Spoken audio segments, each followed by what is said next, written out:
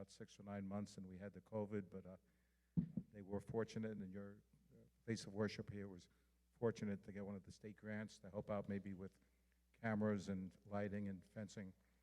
And we appreciate you putting in, and we would like you, if you don't mind, during the next grant period, the last state grant deadline ended today, but for the next grant period, both federal and state grants, we hope that you help other places of worship in Trenton follow your guidelines, so hopefully they can get included in future grants.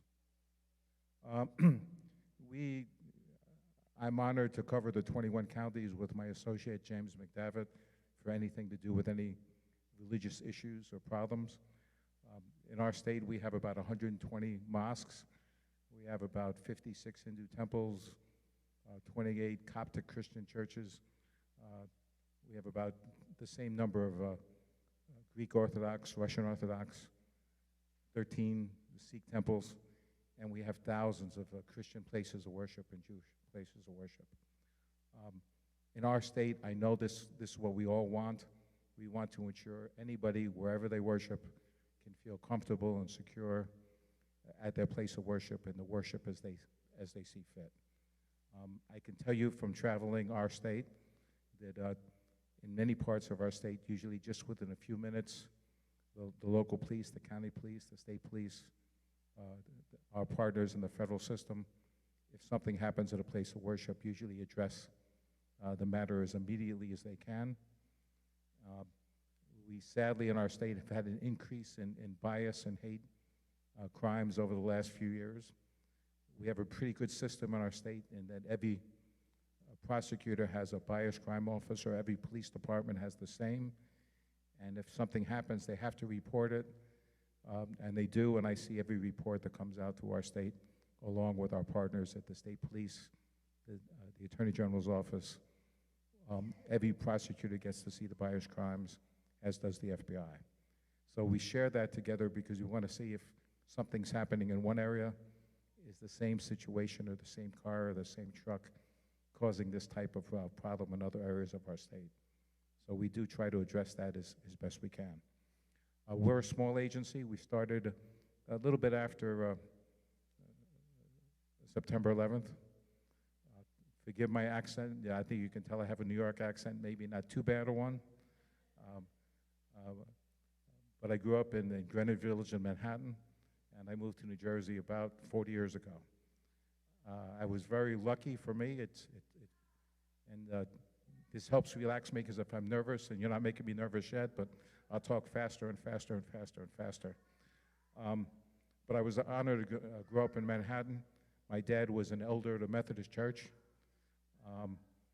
My dad had been brought up Baptist. My mom had been brought up Catholic, and so I guess they split it down the middle, and Methodist is what I was brought up as. I was trained by my dad a long time ago, and sitting up near the front row. My wife normally doesn't come with me, but I'm honored to be married for about 48 years.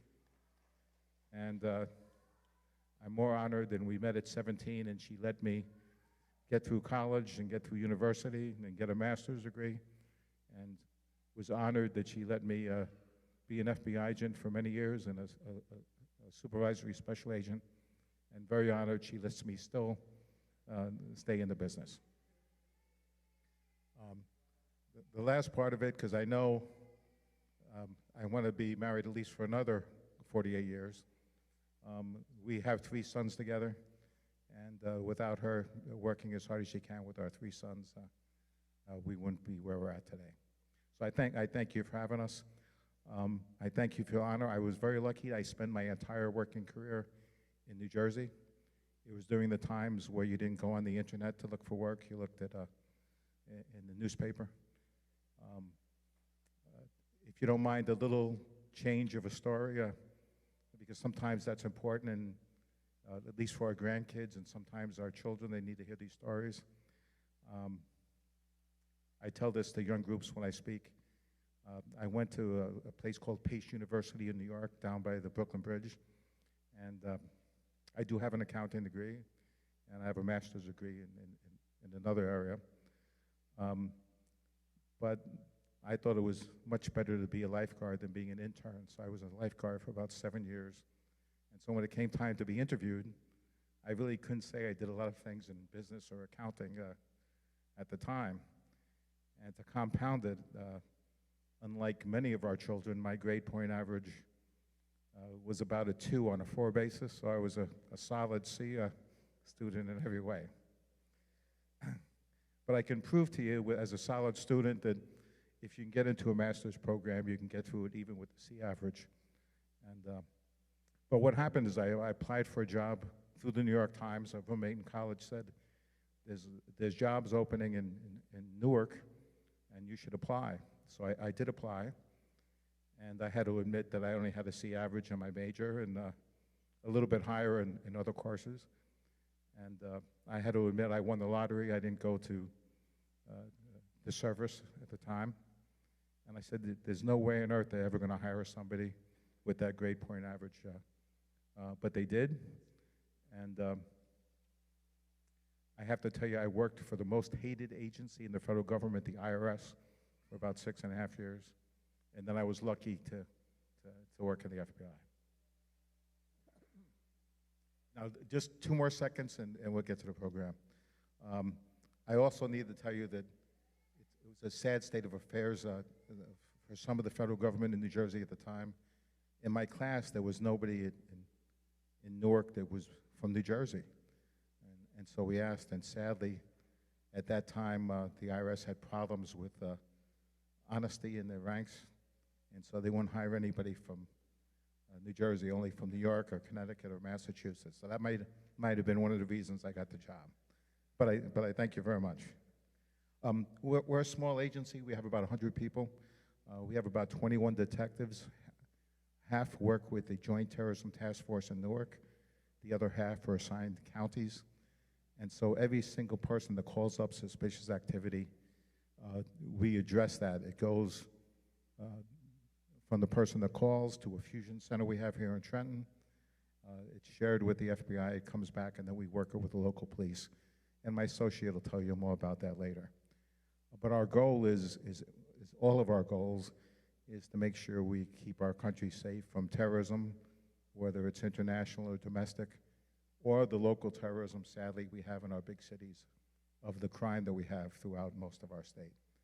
So we're pretty small. I'm honored. I cover the 21 counties if there's any issue with faith-based groups. And we try to get together. A little sales pitch here. We have something called an Interfaith Advisory Council that meets quarterly on a statewide basis. We have about 3,500 participants, and we do conference calls if there's an emergency or something, or we do in person on a quarterly basis. My last sales pitch will be something you have in Trenton here that's been going on for about 6 years. There's something called the Capital City Coalition for a Safe Community. It's held at the Friendship Baptist Church in Trenton every 2 weeks.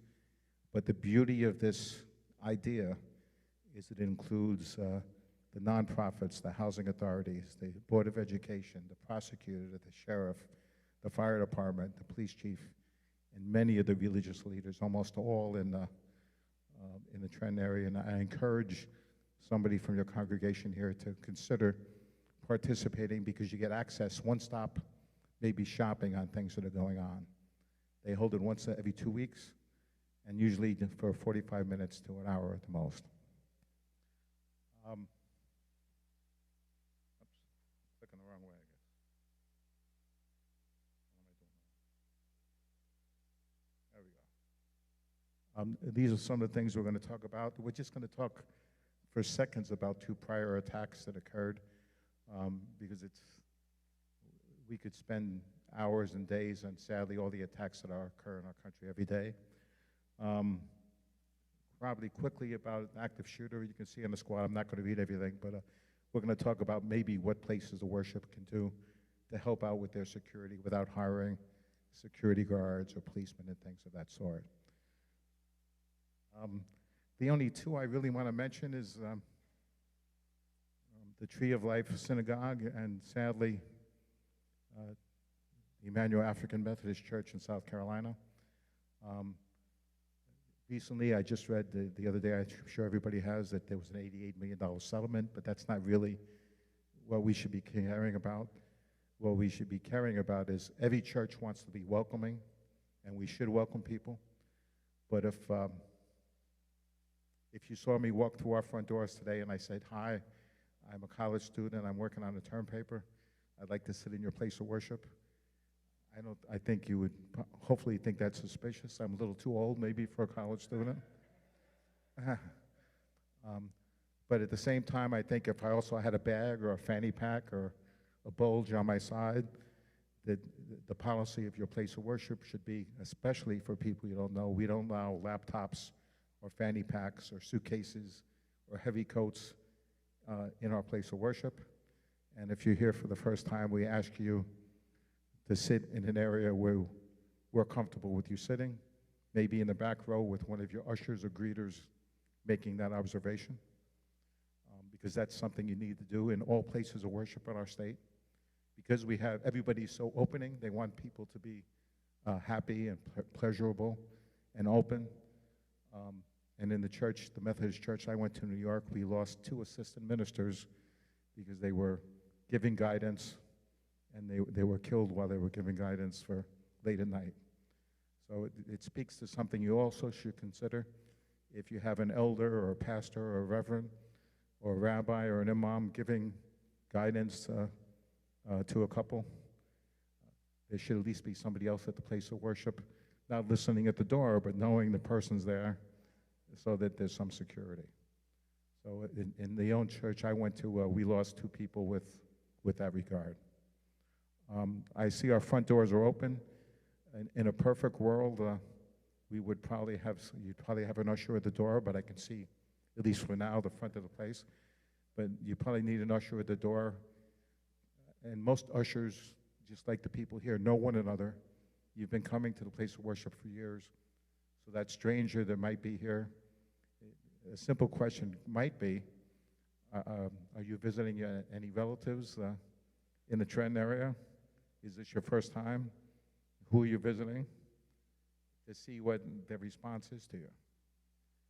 I also kind of recommend, once the pastor gets started with his main speech, sometimes you need the usher to shut the front door to get somebody to get here a little bit earlier, not be sometimes in the crowd that gets here the last 10 minutes of any place of worship.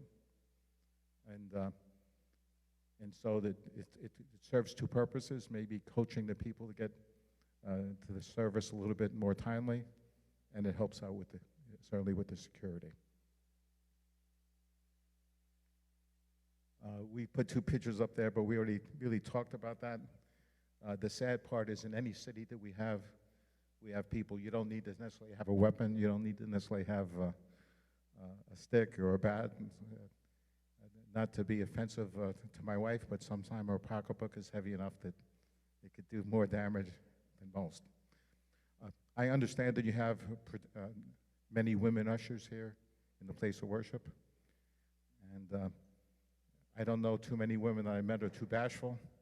So if you see that stranger come in for the first time, now it's the time to talk to them. I ask that the religious leader allow the ushers to have a cell phone or give them a cell phone. So if they're the least bit suspect, I would want them to call 911 and let the police find out if the stranger's really a stranger for the right purpose or somebody else. Because nobody has to let anybody in their place of worship unless they're comfortable with the person being there. But that being said, of course, we want to be opening, but it's open to people visiting and certainly increasing our congregations. But we still want to be secure, is what I'm getting at. I think your place of worship here, and I would hope everyone has like a security type committee. I've learned from traveling the state that almost every leader wants to do everything, whether it's a preacher or an imam or the main elder or the reverend. They want to do everything. They can't do everything. You can't be calling 911 in the middle of your sermon if you need to necessarily. And you need somebody else to help you with eyes and ears and observation. And so that's very important. Some places of worship in our state have a prohibition for electronics at their services or Sabbath. I think an exception has to be made if you have that here to allow at least a couple people to be able to do that even if it's a heart attack or something of that sort. I'm going to turn this to Jim just for a second to speak about this, and then I'll be back. Thanks, John. Thanks, John. I don't know if you guys can hear me all right, but my name is Jim Mcdavid. I work with the New Jersey Office of Homeland Security and Preparedness as well in our Intel division. But I do a lot of the community outreach, engagement with the local businesses, the House of Worship, and some of the other community groups as schools and such. I just wanted to, John mentioned a couple of previous incidents, and I just wanted to highlight that those previous incidents, you can kind of see on this slide, there is stages of that attack. So the fantasy stage to the planning stage. So, a lot of times we talk about response and responding to after an incident occurs, but there really is a prevention phase to that. So identifying those indicators, those suspicious indicators, those planning phases, what's going on in the community, that you may see something that's different. So bringing those to light, informing local law enforcement, informing an elder, it just kind of, may prevent that incident from occurring. I just want to highlight that. I know John is kind of going to continue on this this discussion, but that prevention piece is just as important as the response piece, if not more important, because we try and move from preparing for response with focusing on prevention so the incident never occurs. Thank you again. I have to say in our state, sadly, that we rank number 2 to New York in young men or women that want to go overseas to join groups that might cause harm to our country. And many times it starts from our young men and women being on the internet, maybe unbeknownst to their elders and parents, and people looking for people with weak personalities, not people with strong personalities and families like that we have here. So if they can get to somebody with a weaker personality and convince them of something that would be good, sadly, we're as I said, number 2 in our country, in that after New York, and we depend on religious leaders of all groups and educators and others to advise us about things, so at least we can try to get ahead of it and stop the young man or woman from going overseas and maybe not coming back, which they usually don't. Yeah, and John, just to touch on that briefly too, is a lot of the times that the community is aware of those changes before they actually go overseas as well. So you can see those indicators, those behaviors of that individual changing before something, and what we want to focus on and intervening before they make that next step. And I think your community can play a role in that. I think we would agree that it doesn't have to be international terrorism or domestic terrorism. It could be young men and women influenced by, sadly, some of the gangs that we have in our country and our state and others. And sometimes, at least we all hope we can fix a problem before it becomes a problem. And usually it starts with guidance, predominantly from the religious leaders in any community, and elders and educators trying to work with families.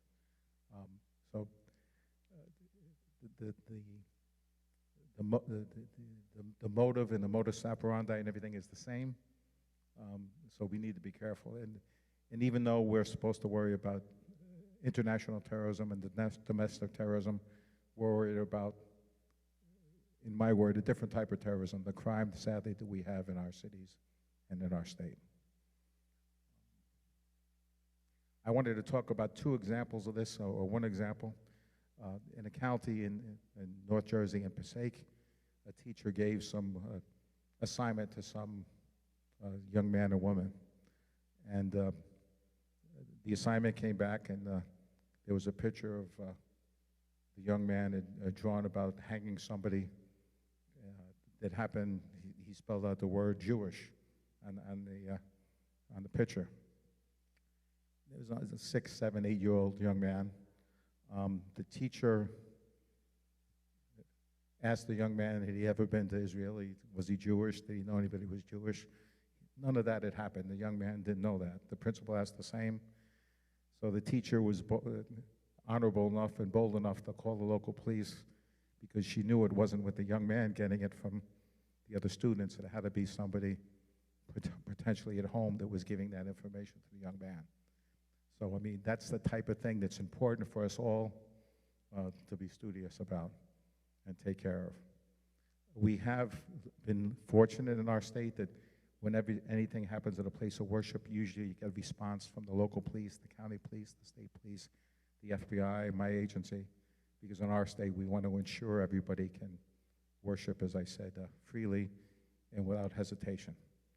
That being said, however, our bias and hate crimes, as I said earlier, in our state have gone up dramatically, and you will see in almost all of our universities what at least I would call white supremacist type advertisements within for somebody's First Amendment rights.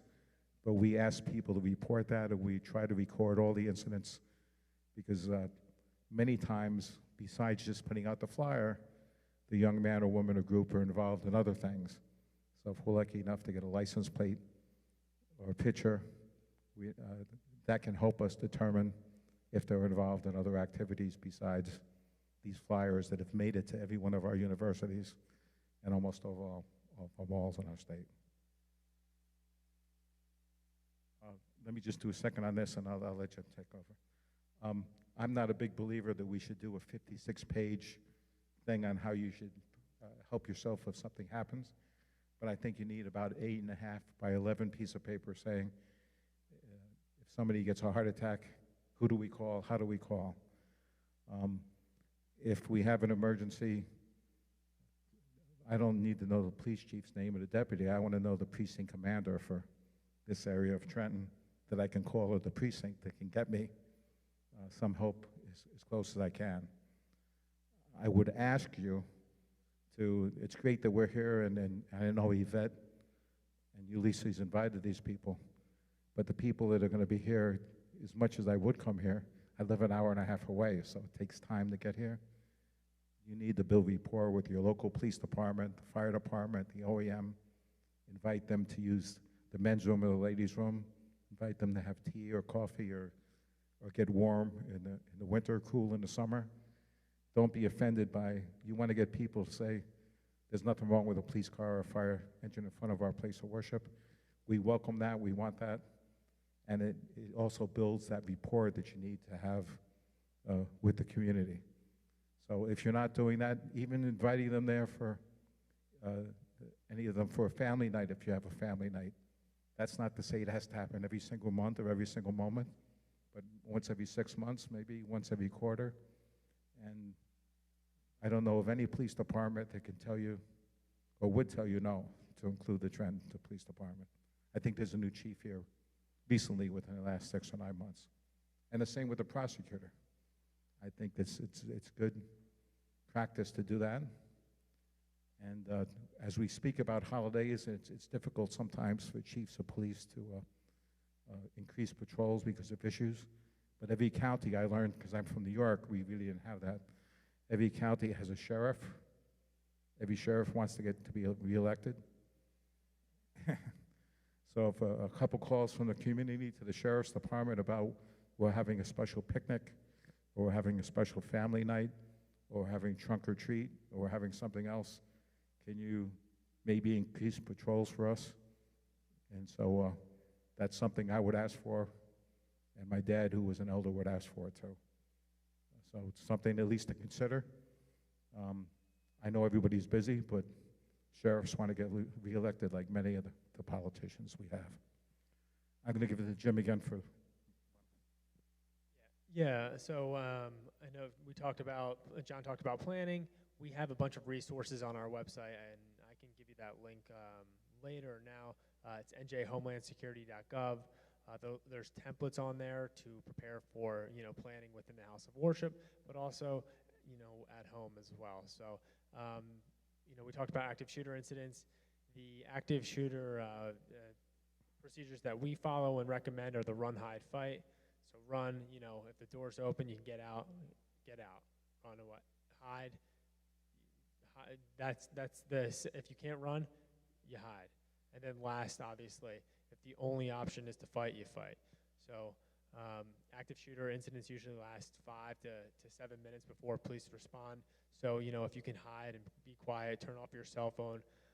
But, you know, obviously the first thing is if you can get out, the door's there, you should leave. But talk about that within your community. Talk about that with your congregation on, you know, here are the options, here are the exits, you know, exercise, practice it. And it really can start with that plan. So we have a template on our website if you want to take a look at it. Again, there's a lot of good videos out there you can find on YouTube. I think our office actually has like a short, like 5 to 8 minute video on that process and procedures. And it really gives you like a baseline of where you need to be. Thank you. And just one other thing to add there, as I told you, my dad was an elder, and I'm a big believer. Sometimes you don't want to frighten the congregation by saying we're doing an active shooter drill, but maybe you could do a practice a fire alarm where you go out a different exit than just going in the same exits all the time. I got here early with Jim, so we were graciously given a tour of the premises. So I know there's a back staircase to go out to the back door, and there's a front door. And so maybe you practice that to get the congregation not afraid, but used to going out a different exit if they had to. And my father, the elder, told me, you never do any practice like that until after you pass the donation plate around the church.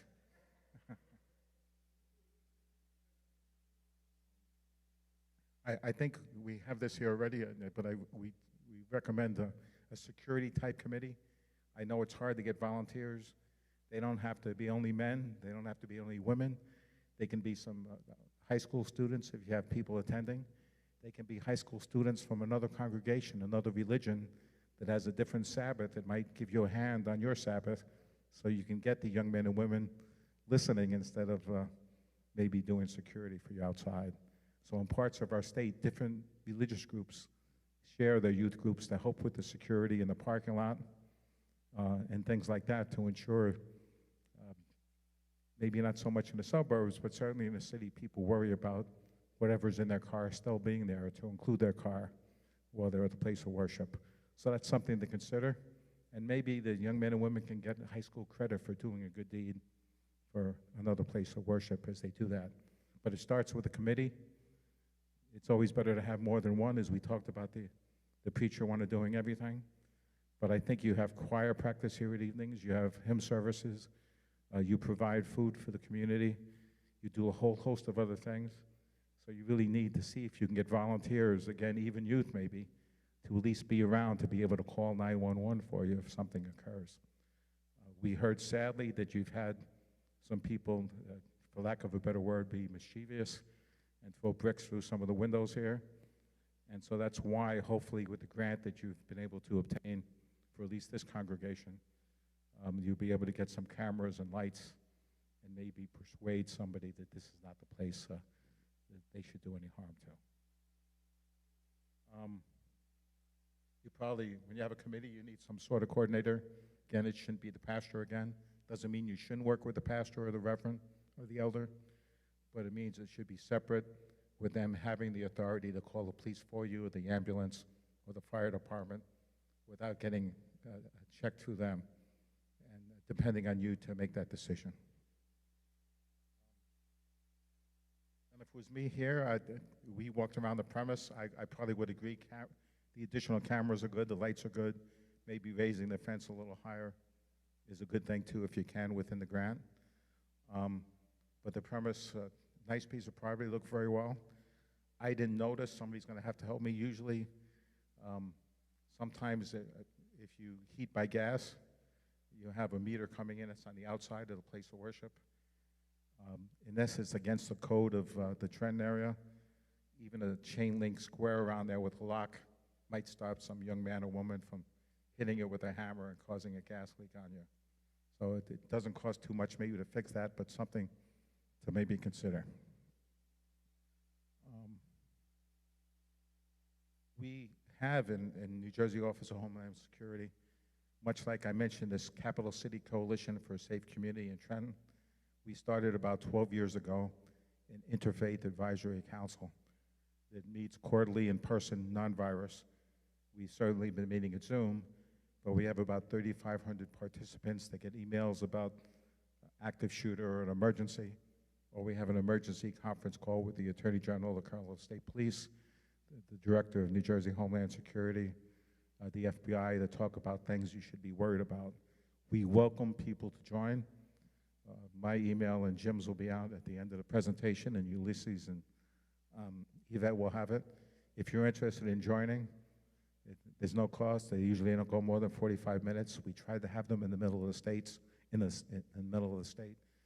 And the only thing we ask is you're not bashful. We don't want you to be bashful to ask any question you might want to ask about just about any topic, because we have usually the FBI, the U.S. Attorney, the Attorney General's office, the state police, and our office there. So please consider, if you're not already a member, joining that. Yeah, John, just to give you a shout out, John started that committee, in the beginning, and it's grown so much now. We see different states across the nation are replicating that effort.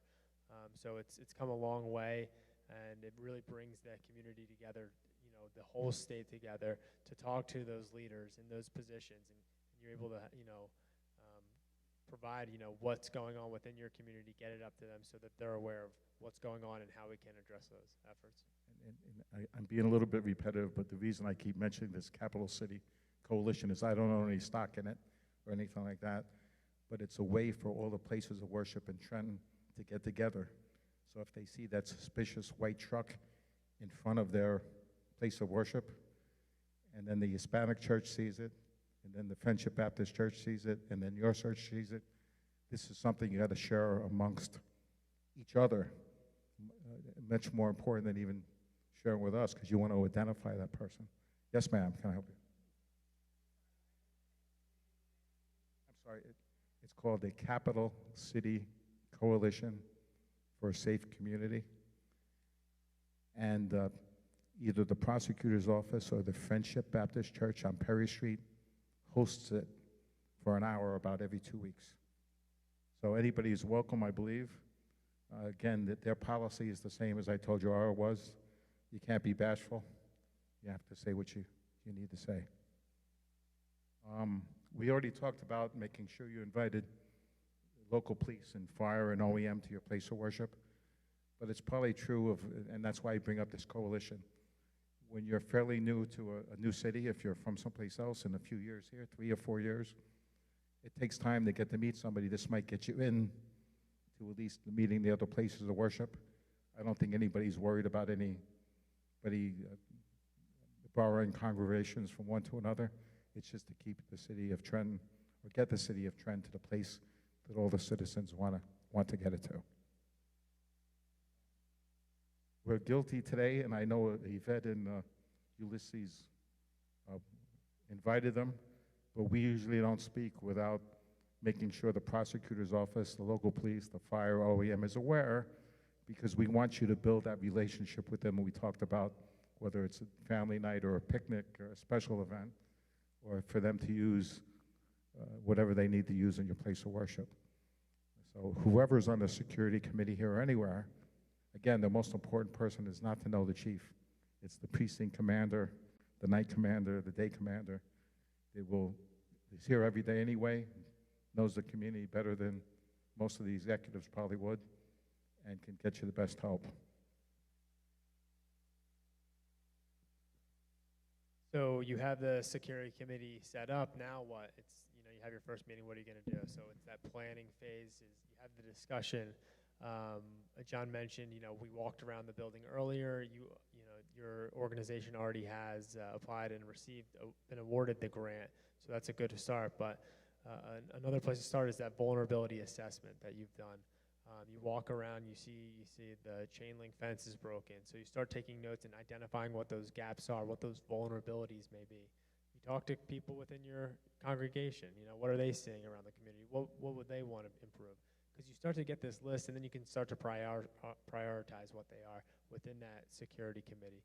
I think the one benefit of this, and I think John will agree, I think actually all of you will agree, is you go down that list, and then you say, well, this is free, this is free, this is free, this is free. We can do these things right away. So if it's free, it's for me, is what I like to say. And then those other things that, may cost a little bit of money, you start looking for grant opportunities. And, I'm so happy that you guys have received one, because this is such a beautiful community, and you know what, that's just going to make it more safe and secure. So you start looking at those grant opportunities. You have that planning group, that security group, help a joint effort to tackle that grant application, which may seem overwhelming by, just one person. So I think the planning process is important, but it really can start with that facility self-assessment tool. So John, I don't know if you want to go to the next slide. That facility self-assessment tool, free tool. Again, I keep pitching our website like I'm trying to sell you something. It's free. It's on our website. It's a yes or no assessment. So, do your front doors lock? Yes or no? Easy as that. So there are some questions that may need a little bit more detail. You may not know. That's when you invite the local PD, the local fire department. They're going to have some awareness in this because they do inspections. So there's going to be someone who can help you with that process. It's just reaching out and asking. You may even have some of your congregants may have a security or law enforcement background. Maybe you ask them to join the committee just to help do this vulnerability assessment. So now you have the grant, you do the vulnerability assessment, you have the grant, you implement those new security procedures, those protective measures, and then it doesn't mean like you're done then. You do an assessment maybe every year, maybe every 2 years, just to see, because new vulnerabilities will pop up and someone's going to notice those. Again, this tool, I want to say it's about 100 questions. It's on our website. It's free. We kind of mentioned it earlier. The prosecutor's office is aware of it. Our office is aware of it. Unfortunately, we have our infrastructure security staff isn't huge, so they can't go out to every house of worship and help, but give them a call because they'll connect you with the right people. So again, we'll give you our contact information afterwards, but if you have questions, you have concerns, you can always reach out to us and we can connect you with the right people. So reporting, I'm sure everyone has heard of see something, say something. Have you guys heard of that?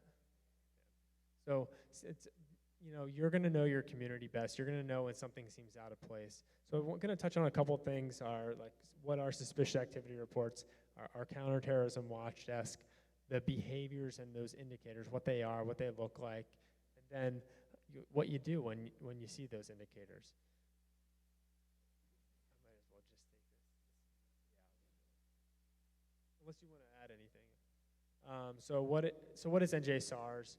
You probably haven't heard of NJ-SARS. So NJ-SARS is the New Jersey Suspicious Activity Reporting System. It's that tips and leads where you see something suspicious, it gets sent to the local PD, or from the community member up to the local PD, up to the prosecutor's office, to the state, and maybe the feds as well. But otherwise, if the feds don't want it, it's going to come back down to us. We follow the nationwide suspicious activity reporting initiative model. It's that federal model. And what we're trying to do is connect the dots. Again, John talked about that example of, you see this white van in front of your house of worship, and then you go to the coalition and someone else mentions it. You're kind of connecting those dots. You're sharing that information. It may be, that incident may be a piece to a larger puzzle. So the SAR definition, and I don't want to go through this really, but it's an observed behavior reasonable indicative of pre-operational planning to that terrorism or crime-related incident. So you're really focusing on that, like I mentioned before, the prevention. You're identifying like, well, this seems off. Doesn't seem right. And so you want to report that. So when we talk about this, we talk about the 5 W's and what you should report. So the who, what's happening, when did it happen, where is it taking place, and why is it suspicious? So think about that, like, well, when did it happen? Are they here are they outside planning, like, oh, this is when they're having an event, or this is when large crowds are in and out, or they, testing doors and security. Are they, coming around while no one's here, trying to open some of the doors, seeing if they're locked? Again, all this stuff's in our website. I don't want to go, read line by line, but there are 15 different behavioral indicators of that terrorism-related activity. I encourage you to check that out, but really focus on that See Something, Say Something campaign, and you're going to know your community best when something's out of place, when something seems off, something doesn't seem right. Just tell someone, run it by someone else.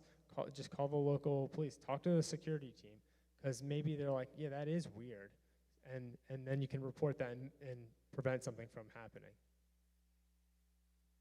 So I mentioned that process. It really starts with like the local citizens, the congregation, seeing something suspicious, and that information flow goes from, you call your local PD, they're going to share it with the county prosecutor's office, who's going to share it with us, and then it will go up to the FBI. Every suspicious activity report is quality controlled by the Counterterrorism Watch Desk. So our Counterterrorism Watch Desk is a 24/7 operation out at the Fusion Center, actually pretty close to here, a couple miles, where they'll look at every tip that comes in and say, well, this doesn't meet the threshold, and they'll send it back down to the counties and the locals so they can continue to investigate that. And then again, it's going all the way up to the federal government, so maybe something here is happening, in a different state, so it's shared nationally as well. We have a couple new See Something, Say Something resources out there. So the posters, I left a couple posters in the back, but there's a couple PSAs. We've been focusing on our youth community as well. So especially with the COVID pandemic, a lot of remote learning over the past year, and John mentioned earlier, kids becoming more radicalized because of their online activity, can't really see what's going on there. So. And they talk within each other, within their friends groups, within their youth community groups about what those issues are. So there's a new video that we just released.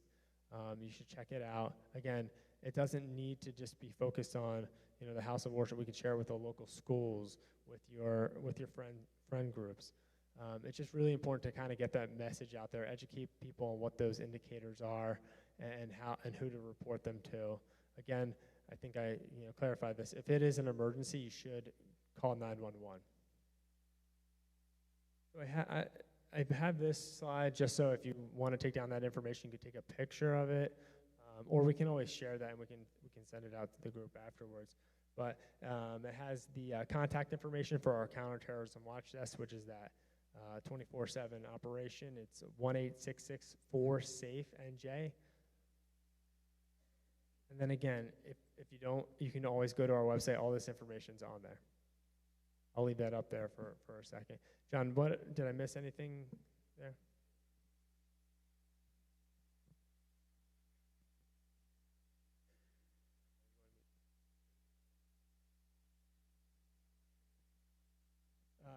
So I think one of the last things I want to touch on was training and exercise. I know, John, we kind of talked about that already, doing fire drills. It doesn't have to be an active shooter plan, but maybe just having a discussion with your, reminding people how, okay, the exits are here. If this one's not working, if this one's locked, we're going to go out this one, just so they're aware of, where to go. The other piece that's really important in this, if it's a fire drill, that's a great song.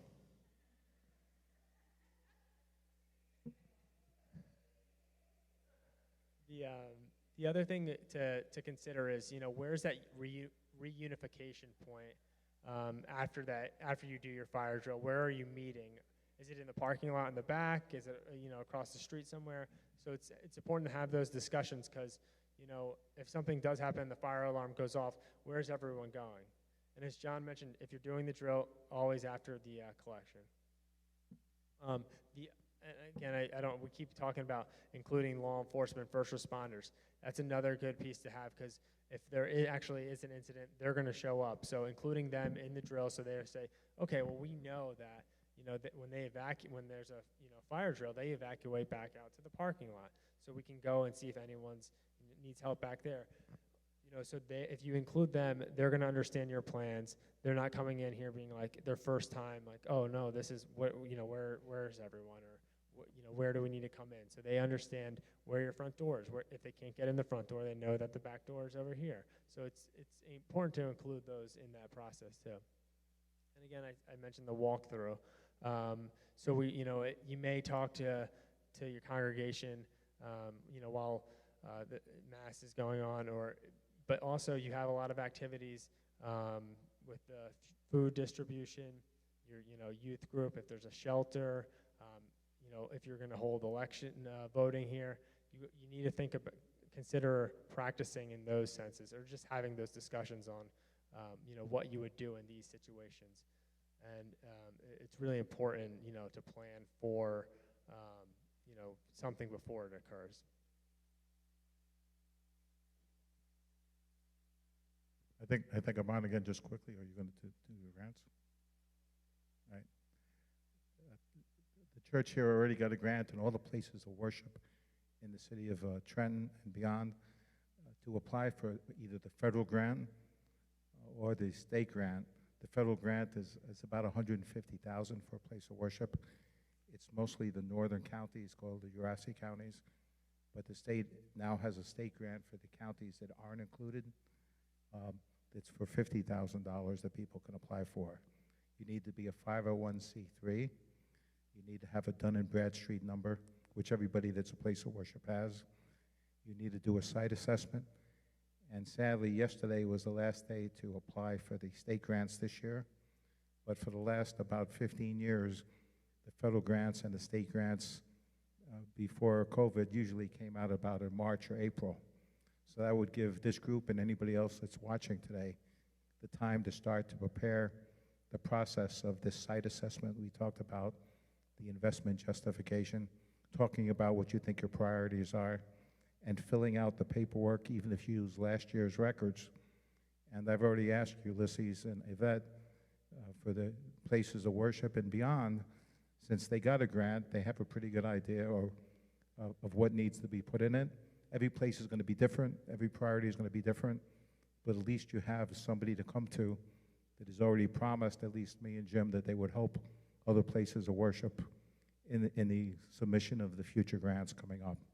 So I think that's very important, and certainly we appreciate the fact that the place of worship here is going to help others, not only in Trenton, but in the surrounding area.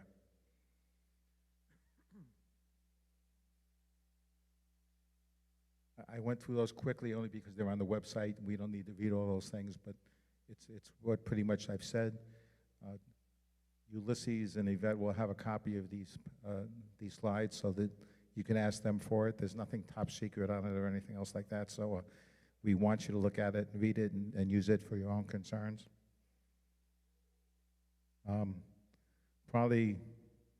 John, let me touch on one thing with regarding the grants is we do have a grants bureau within our office, and they're very helpful if you have any questions during that process. So if other houses of worship, you can share that information with them. But if you have a question about the specific section of what needs to be included, you can reach out to them, and they'll be able to help you with that information.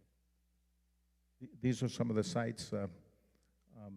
My cell phone number that I work on all the time and my personal cell phone number is 973-277-0651.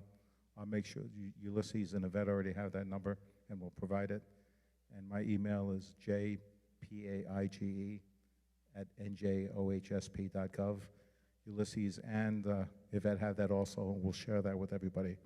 So that if you need anything or want anything or have any questions,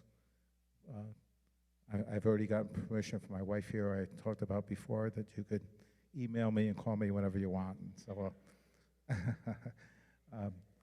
I'm a little bit aged, but I think I have at least a few more years left in me doing some work. So if it's not me, I will promise you I will get you an email of somebody a wee bit younger that eventually will be taking my spot. So if there's nothing more, just whatever questions you might have, we'd be glad to answer the questions online or offline or on the sideline or privately. And we both want to thank you so very, very much for your hospitality and inviting us here today. Hello.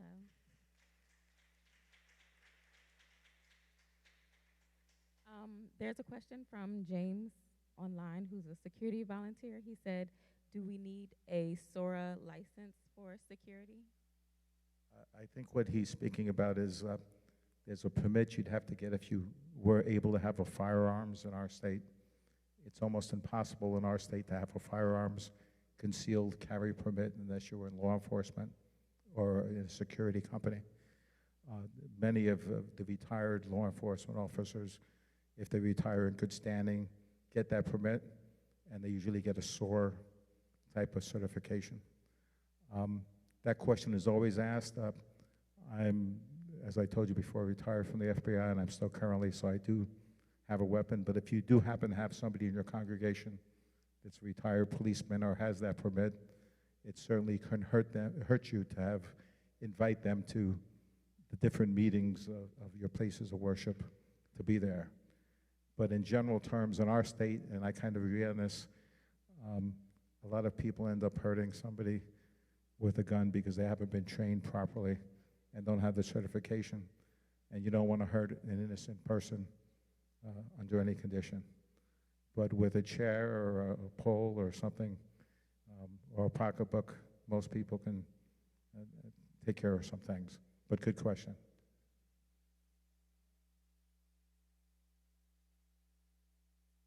Hello, Lieutenant Page. I have a question. I know we talked about guns, but what about taser guns?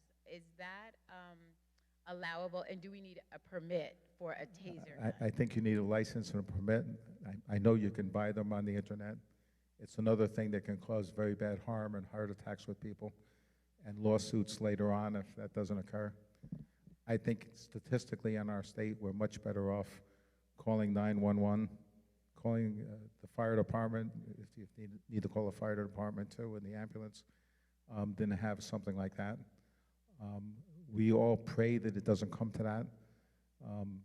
But by doing some of these measures that we spoke about, we don't want to have preachers or sisters giving domestic guidance alone by themselves with somebody. We don't want to have ministers or rabbis or imams meeting privately with somebody without at least somebody else in the building so they could get help if they needed help. And we think with the basic security measures and an usher, at least 1 or 2 ushers out there, and for the big events, maybe more ushers that can help to identify the police. That's the stranger. We've done this in Trenton, but we haven't done it in about 8 years. We had a practice active shooter drill where we invited all the places of worship in the city to be there, and we had the police and the prosecutor and the sheriff and everybody else, and we let the congregations pick somebody from each congregation to be one of the leaders, and we made a pretend situation. So we didn't want to make it so somebody was running in with a gun to the place of worship. But sometimes a truck backfires or you hear gunshots outside your place of worship. The theory is the same. What do you do when that happens? What do you do when you hear a gunshot go off and you're in the place of worship now? Should we run? Should we make sure we get our kids to a bathroom maybe where there's tile and cement and cinder block, and have a sister or brother lock the door so nobody can come in until police get there? We certainly first are going to call 911 or as soon as we can, but we got to get to safety. So the same theory, if you hear, sadly, and I know from speaking with the leaders here, they have heard gunshots go off here, and there is a machine that picks that up in many places in Trenton. The theory is the same. We need to lock our doors immediately. We need to get ourselves to safety. We need to get our children safe. We need to get our people that might have hurt their knee playing sports when they were a young man to a location where they're safe. That's all things we can practice without spending lots of money, but it's important to do because we're all gonna have hearing either a truck backfire or a gunshot go off, and it's not just the cities. It happens in the suburbs also.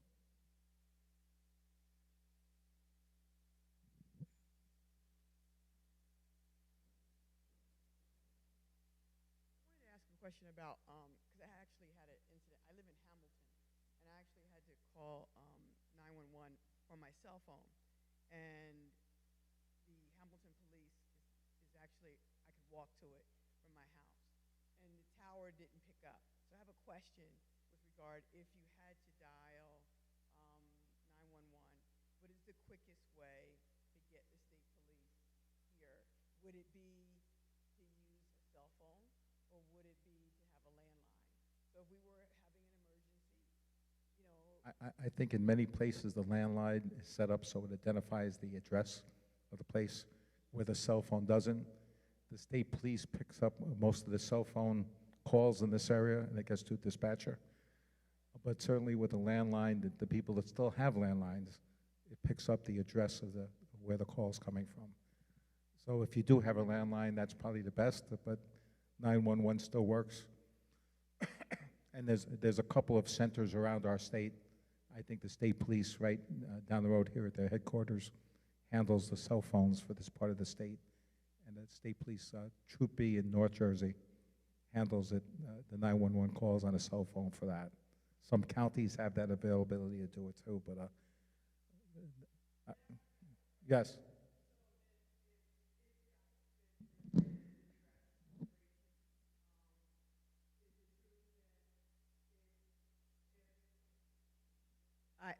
I apologize. Is it true? I've been told, being in other crisis trainings, that you could make a phone call, and if you're unable to speak, you can put the phone, lay the phone down, and the police will know where you are. I think there's some technology to do that, but honestly, I can't specifically tell you. I know there's specific technology that can do that if, in an emergency, if somebody was kidnapped or something, where they have that ability to do that. And in that, there is John, correct me if I'm wrong, but there is a text to 911 now. So if you're in a situation where you can't speak, you can choose, I think, select like 911 and text them your location. You can be specific to like which room you're in. And I think think about schools, they have the numbers above the room or the door. So you can say like, you can provide more information just by doing that. So that's an option for consideration too within the house of worship. I think Jim's certainly right. I think early on I said that 8.5, 11 page where you have 911, the ambulance, the fire department, that's where that number for the local precinct, if you have precincts in Trenton, comes in. You call the local precinct direct and say, it's an emergency, I tried 911, I needed to speak to somebody, or the commander. When should you, I know you're supposed to call the fire department when fires, but do people call the fire department for emergencies? It depends on the town. I think a lot of the places, the fire department also does ambulance services. I can't speak to Trenton. If it was me, I would probably call 911 and have their dispatcher get a hold of the fire department to get me an ambulance if I slipped on the staircase or hurt my knee or thought I was having a heart attack or something. So I'd still stick with something that's simple, 911 to remember, because usually that dispatcher has direct contact with the ambulance and fire department in the majority of our cities and our small towns. Amen. Thank you for coming. My question is, we are a church that has the door open a lot. At times, the side door open. Not being disparaging of any woman, but we have more female ushers. And I heard you talking about the suspicious person, assessing that, and then like staying around them, or calling the 911 if we really think it's suspicious. But do you feel it's a major problem to have the door open? I think some places of worship, especially in the summertime, if they don't have air conditioning, and the preacher's going at it for several hours, and there's no fans, that they have a tendency to have the doors open a little bit, which is a security issue for sure. The same with the side doors would be a security issue. If you can avoid it, it's best not to do that. The reason I said that, I understand that in many places of worship, sometimes it's the women that are the strongest part of the family, and make sure that the young men and women get to places of worship, get to choir practice, get to prayer service, get to education. And so that I have a lot of faith, not that the women physically are going to have to interact with the person, but I'm hoping at least they have that emergency 911 on their phone so they can call if they're at least suspicious to have somebody checked. It's an opening place of worship, but again, if it's the first time you saw somebody and they weren't from your neighborhood and you didn't know them and they couldn't say, I'm going to see my Uncle John who lives, in downtown Trenton, and we just drove up from Virginia, or we just came over from Connecticut. You have to do some testing like that just to see if you let them in at all. And statistically, I found in almost any place of worship, there's somebody that has a very good eagle eye that says, I've counted how many people came in here today, and there's John, he's late again. He's showing up 10 minutes before the end so he can get credit before he goes home. So, but I guess what I'm getting at is nobody wants anybody to physically get hurt. In a perfect world, we could all hire security guards. One of these grants provides security guards, but not enough to keep you having security guards all year round. So if you had prayer service or choir service or prayer service, it'd be good just to have people go through the same door and just to keep all the other doors locked. So at least you have some control at that door. And then some sort of buzzer or cell phone, because I know how it was when I went to church. The tenors are always late. They always show up late. And we don't want to wait anymore. The young man we have watching the front door is decided he's not going to be here today. Leave the door open. We're not going to spend somebody. And that's when somebody, even if they don't cause harm, sneaks in, stays overnight, maybe steals something. Jim and I didn't do this today, but we normally do this. We usually get to a place of worship an hour ahead of time. And we find that even to this day, most places of worship really don't lock their doors. And so many times I can get in, use the men's room, use the ladies' room if I wanted to, type on a typewriter, use the phone, even with everything that's happened in our country. So we need to have that security committee to help the pastor or the elder to make sure the doors are shut at the end of the night and whatever security measure you put in. So we do this statistically, and in all the faiths, through nobody's fault, has that happen. So just a little bit of due care sometimes. And the other thing is you want to make it look like, we didn't say this today, but I know you have a parking lot, but it's probably bad to let everybody in the neighborhood park in the parking lot unless you have their identification and a license plate, and you're charging them a small fee to help the church pay for the electric and gas and other expenses. But you don't want to get people in the habit of just anybody parking in the parking lot. Lieutenant John, I have another question. So for the most part, we're all familiar with the incident at the South Carolina church a few years ago. And looking back, is there anything that you would suggest they could have done differently? So when this gentleman came in, he didn't initiate, shooting people. He literally sat down amongst them, went through the Bible study with them, and then started shooting them. So there was really no opportunity for them to react because he sat amongst them. Is there any way, looking back, that you could have said, we could have done this, or was there any way that you could have prevented that, or I think we all agree that every place of worship wants to be opening for people to experience worship, attend, do research on, do that term paper on that I said would make me suspicious if I came. I think after that especially, because fortunately still in our country we've had events, but we've had very few events in our places of worship compared to others. But I think we did a lot of work, not just me, but a lot of people saying, what could people maybe have done better? Maybe they needed that person at the door to welcome the person to the prayer service and ask those questions. Is this your first time? Is it not your first time? By the way, please, a lot of people wear these fanny packs, or used to, where they kept their wallet and other things. But a lot of people have guns in those fanny packs too. So that usher or greeter might have said, we just don't allow briefcases or fanny packs or heavy coats or suitcases in our place of worship. When you come back, put it in your car, wherever you want to put it, and then you come back and you're more than welcome. Now, that doesn't stop somebody from having a knife or something else, or a taser or something, but you hope with that type of situation that 4 or 5 or 6 people could have overtaken that person if they had that. So it's that security committee or somebody at the door asking those questions, then locking the door afterwards, and then being concerned when you have somebody you've never seen before that certainly has a special interest. And you want to be opening, and at the same time, sometimes people that are ill can be tremendous actors and give you the impression that everything's fine when it's not. So I think it starts with those general policies that you're more than welcome, but we'd rather have you come back next week when the pastor's going to be here with maybe some of the men and women in the committee, so we can give you a real briefing of what we do at our place of worship.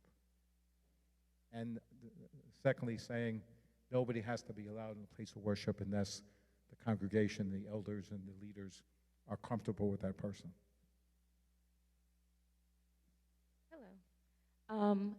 So in the climate that we're in, and us being a predominantly black church, I'm not sure if you explained this in the presentation, but could you go over after an active shooter situation, how we should respond for incoming police? Because I know in an intense situation like that, a lot of people can be indignant or run toward the police, and I know I've heard not to do that in those types of situations, like to have your hands up.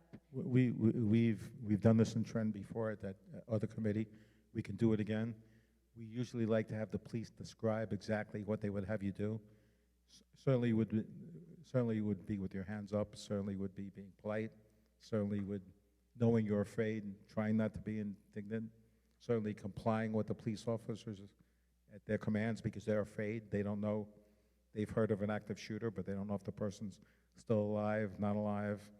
Jim mentioned in some places of worship, if they have classrooms, they put numbers on the windows so they can tell the policeman the person was in number 4, was in the luncheonette or the basement. We encourage the police and fire to visit your place of worship so they know what it's like inside. So if something does happen, they have an idea, so you could tell them, yeah, he was in the basement. Well, we all ran to the basement. He was up in the main area of the congregation. But it's true, and the only way to give you the best answer is what we normally do would be to invite the Trenton Police Department to come in and say, everybody's different, but this is what we expect. Hands up, politeness, drop your cell phone. Don't worry about your pocketbook. Leave it inside. Don't keep anything in your hands that would frighten them. Comply with their situation. Everybody has a cell phone, so if they do something wrong, sue them later on. Sue them, and sue them if they did something wrong. But don't worry about that pocketbook or anything else. It's kind of, at least I tell my sons, and this is the advice I would tell for any young man or woman, when the policeman pulls you over, pull down all the windows, turn off the car, put on the emergency flashers, put the keys on top, put your hands out the window.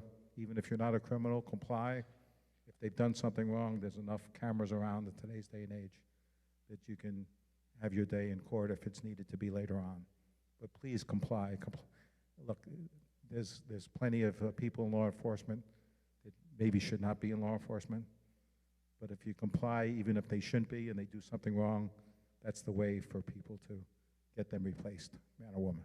One thing I'll just add to that is, and I think I mentioned before, was when you do those exercises or just tabletop discussions about like an active shooter incident, include them in that discussion, because they're going to be able to tell you what they would do, and you can ask like, well, what should we expect from someone, or like police responding. So include those in, as John mentioned, include those in.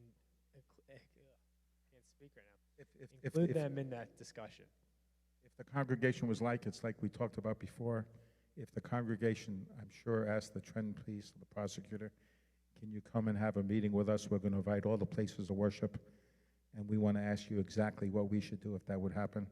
Then you can get a much better answer than me. I can only tell you statistically the general answer. But I would ask for that to happen. We've done that before. We like to do it in every city we're at, because the people that are going to respond all respond sometimes a hair differently from place to place.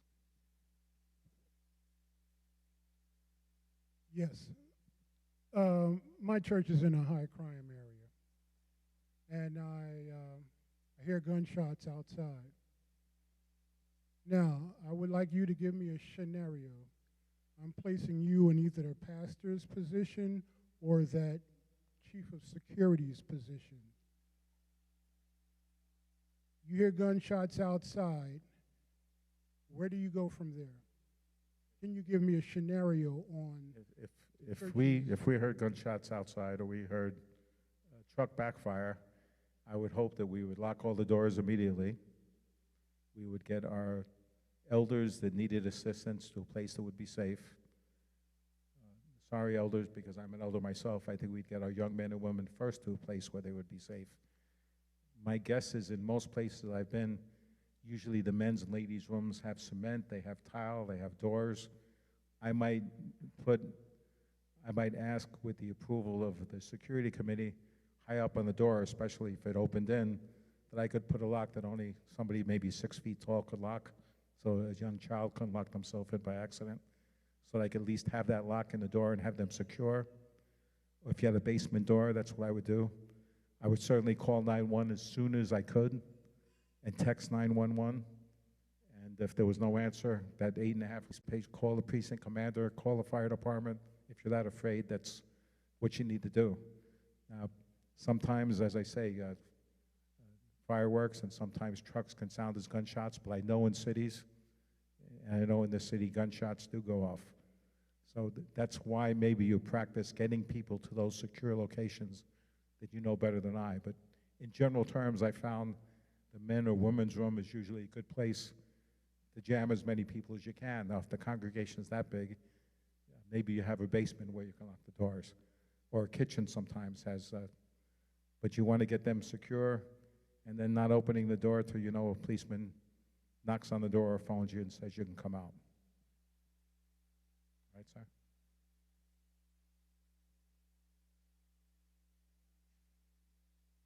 Again, I hope my New York accent's not too bad. I'm good for a couple more questions, and then I'm going to ask your release.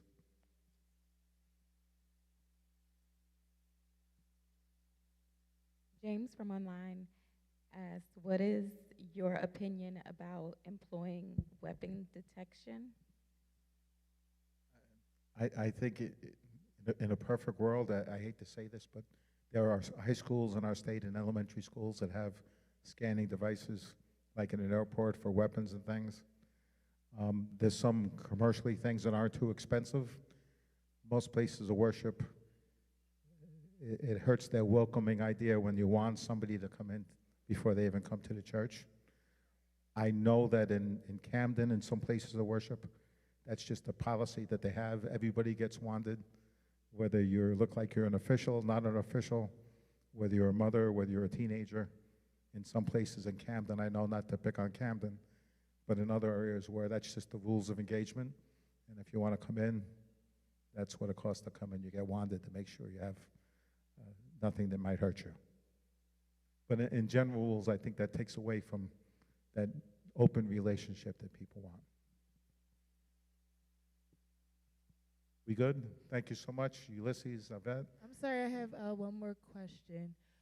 I believe a national alert was released recently about high levels of ISIS. I guess things going on in our... I think I read it down in Washington by the malls. There was an alert where they put some extra protection. We, when I say we, not Jim or I necessarily, but in every FBI office now, there's the CIA, there's the military, there's the state police, there's the FBI, there's something called Joint Terrorism Task Force. So all the databases around the world are monitored, to include the ones in New Jersey. So I saw that, and it looked like it was in Virginia, down by Washington, where that occurred. But I assure you, we have some of the largest malls in our country, in New Jersey. And without details, usually the malls enhance security. And certainly if there was anything specific to New Jersey, they would have told the owners of the malls and the people that there was that type of risk. That being said, I was going to a function recently, and I do have a gun on, and I don't have my suit jacket on when I have the gun. I got out of the car, and some religious leader saw that I had a gun, didn't know me. I put on my jacket, I walked into the hall, and he had security and himself approach me, which was great observation. That's exactly what we want. So if we were in a mall and we saw young men or women or elders of any type with something you thought was a weapon, that's another time. It's not domestic terrorism, it's not international terrorism, but that's when you get a hold of security and call 911. You have somebody you think in a mall. Now, the problem is some of these toy guns and these other type of guns look like real guns, but that you still should call. And sometimes cell phones, in the eyes of law enforcement, can look like a cell phone or a bulge on somebody's side. So it's better to be safe than sorry. And certainly if I was in a mall and I observed something that was strange to me, I'd report it immediately. But that being said, we're very careful, and we have a promise. All of the agencies have a promise to every single town. If they learn of any specific detail, that they're going to let the chief of police know, the fire department, all the local police, so they can let the community know if need be. And with that, I thank you so much for your time and patience with us. Thank you so much.